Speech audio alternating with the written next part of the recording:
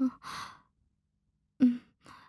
అదేంటమ్మా మీరు రేపొస్తా అన్నారుగా అప్పుడే వచ్చేసారేంటి? పెళ్లి కూతురు లేచిపోయింది, పెళ్ళాగిపోయింది, వచ్చేసాం. హ్మ్. ఏంటో ఈ కాలం అమ్మాయిలు అస్సలు అర్థం కావట్లేదు. హ్మ్. లవ్వులు చేయటం, లేచిపోయి పెళ్ళిళ్ళు చేసుకోవటం. అవును, నీకేమైనా లవ్వుందా? ఆ! నేనా? లవ్వా? అది అది నా బంగారం.